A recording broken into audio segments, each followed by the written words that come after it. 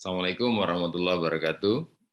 Terima kasih, alhamdulillah kita bisa bertemu kembali, melanjutkan diskusi kita. Sahabat sejawat yang dirahmati Allah Subhanahu wa taala, pada kesempatan kali ini kita akan mendiskusikan tentang delegasi. Ya, delegasi ini salah satu bagian dari improving managerial skill ya.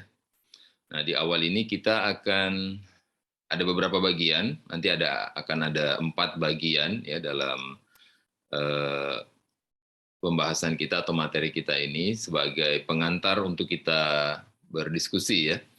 Nah, jadi yang pertama kita akan diskusikan mengapa delegasi gitu ya. Nah, oke. Jadi sejawat semua yang dirahmati Allah Subhanahu wa taala, inti dari manajemen itu sebenarnya salah satunya itu delegasi.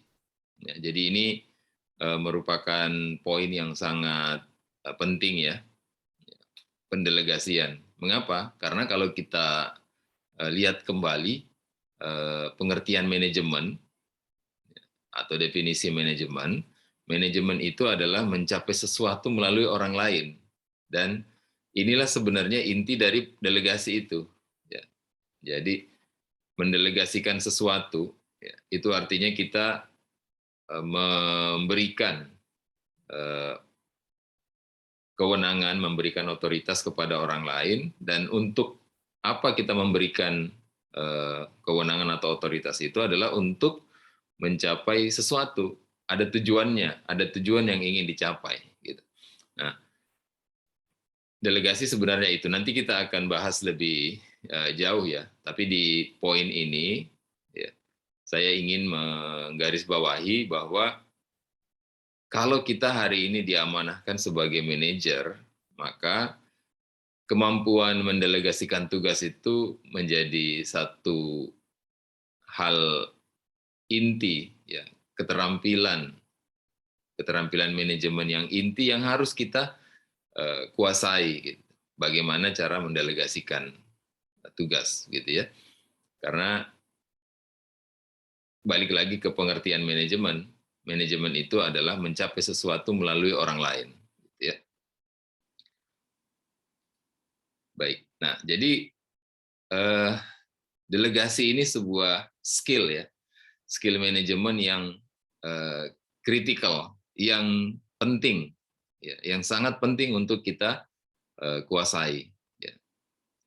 Saya mengilustrasikannya begini. Ya. Ketika kita tahu bahwa sesuatu itu penting dilakukan, katakanlah tugas atau pekerjaan, dan kita juga tahu bahwa kalau tugas ini bisa kita kerjakan, ini dampaknya besar bagi eh, organisasi kita, sebut saja rumah sakit kita. Kita juga tahu bahwa kalau tugas ini bisa dikerjakan oleh orang lain, ya, maka ada kesempatan orang lain itu untuk mengembangkan diri. Jadi kalau kita bisa uh, mendeliver pekerjaan ini kepada orang lain, ada kesempatan bagi orang lain untuk mengembangkan dirinya. Karena pekerjaan ini sebenarnya bisa dikerjakan oleh orang lain, tidak harus kita yang mengerjakan. Dan kita juga tahu kalau pekerjaan ini kemudian bukan kita sendiri yang harus mengerjakannya secara langsung, kita akan punya cukup waktu untuk melakukan hal-hal yang lain yang lebih eh, punya dampak lebih besar lagi. Nah, kalau kita sadar dengan hal-hal itu semua, lalu pertanyaannya kenapa kita tidak melakukan pendelegasian?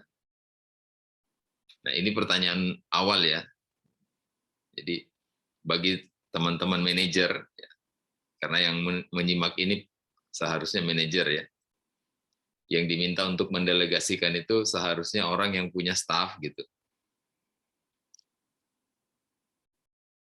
Kalau kita sadar tentang itu semua, kenapa kita tidak melakukan pendelegasian, gitu ya? Oke, jadi ini ada istilah yang bisa kita bisa googling, kita bisa temukan ini ya. istilahnya kalau diterjemahkan namanya angkat besi, ya, pengangkat besi, ya. Para ahli menemukan fenomena, ya, di dalam dunia bisnis atau perusahaan atau di organisasi, ya. Jadi ini ada sekelompok, ada tipikal, ya, ada tipikal orang yang mereka menikmati memikul beban kerja yang keras. Mereka mengerjakan sendiri, semua hal dikerjakan sendiri, ya, menghindari pendelegasian. Ya.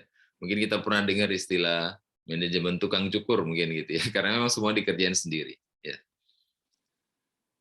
Apa yang terjadi pada kelompok yang seperti ini, 15% itu sebenarnya mereka merasa lelah, sebenarnya merasa lelah. Tapi biasanya sih mereka bilang, enggak kok, saya menikmati ini, menikmati katanya. Tapi kalau ditanya sebenarnya mereka lelah gitu ya. Kemudian 40%-nya lagi itu apa? Mereka ingin menjadi Superman, ya. Jadi dia ingin bisa mengerjakan semuanya sendirian, ya. Sampai Superman, tahu ya Superman ya. Superman sampai celana dalamnya dipakai di luar gitu ya, saking sibuknya. Dan 35%-nya itu mereka sangat perhatian pada reputasinya, ya. Sangat mengkhawatirkan reputasinya. Ya. Jadi dia kalau tidak mengerjakan sendirian, mengerjakan sendiri, ya, dia khawatir reputasinya akan tercoreng. Ya, 35%. Sebenarnya ini baik-baik saja ya, yang terakhir ini. Dia perhatian pada reputasinya, tapi kalau dosisnya berlebihan akan menjadi tidak baik bagi yang bersangkutan, gitu ya.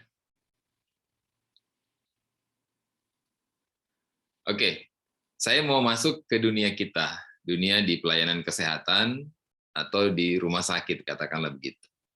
Jadi ini memang ada yang unik ya kalau di rumah sakit ini. Ya.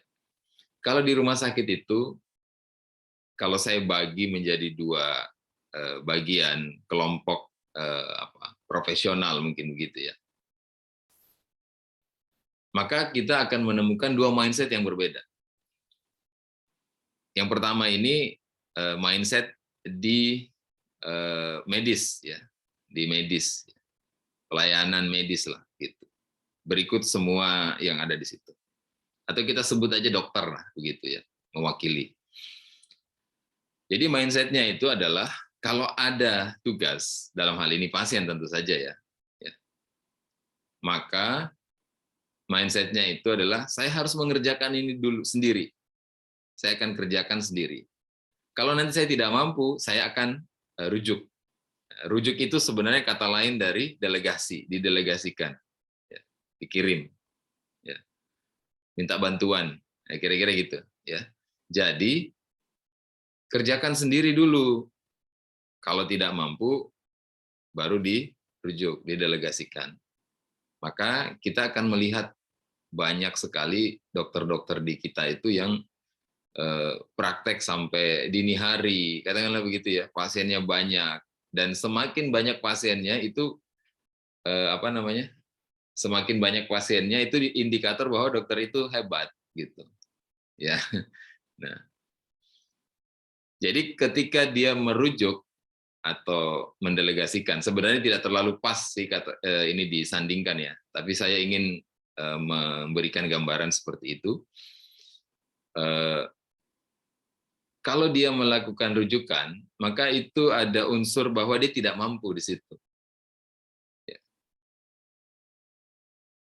Nah, tolong ditangkap ya. Ini pertama, kalau ada tugas, kerjakan sendiri dulu. Kalau tidak mampu, baru dirujuk, gitu ya. Nah, kemudian yang berikutnya ini di manajemen ini. Ya, kalau manajemen itu logikanya delegasikan dulu. Bila tidak mampu, kerjakan sendiri. Ya, saya ingin memberi catatan, ini bukan hal yang negatif ya. Dua cara pandang ini adalah hal yang baik-baik saja, bahkan memang harus demikian. Ya. dokter bekerja dengan mindset seperti itu, ya teman-teman di medis bekerja dengan mindset seperti itu, manajemen bekerja dengan mindset seperti ini. Delegasikan dulu, bila tidak mampu kerjakan sendiri. Jadi begitu ada tugas atau pekerjaan, seharusnya ini yang menjadi concern di manajemen. Bagi yang punya staff ya.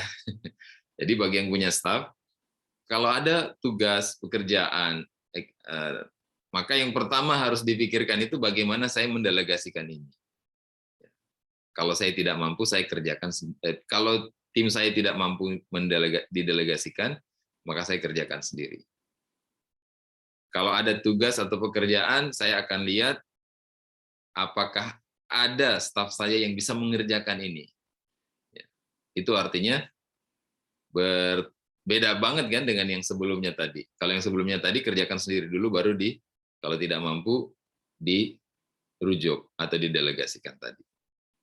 Dioper ke orang lain gitu, katakanlah begitu ya. Nah, kalau ini delegasikan dulu, oper dulu.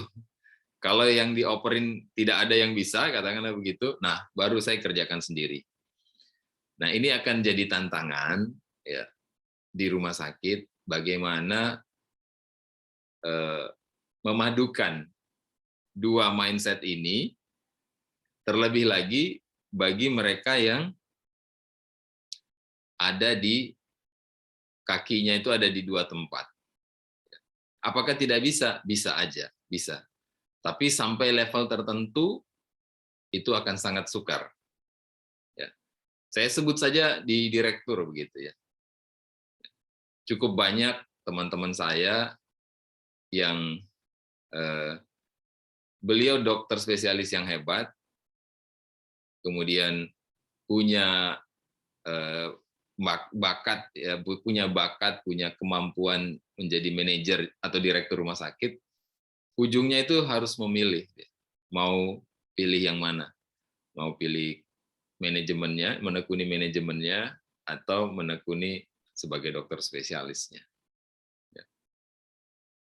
Di tahapan itu memang harus memilih, karena sangat sukar memadukan ini pada satu orang, lalu kemudian dia bisa bekerja, berfungsi di switch, kayak ada tombolnya gitu ya, pindah ke sebelah gitu ya mindsetnya. Tapi kalau kita bicara di level bawahnya, middle manager, first line manager, saya kira ini bisa dilakukan gitu ya. Misalnya ya kita bicara ada dokter jadi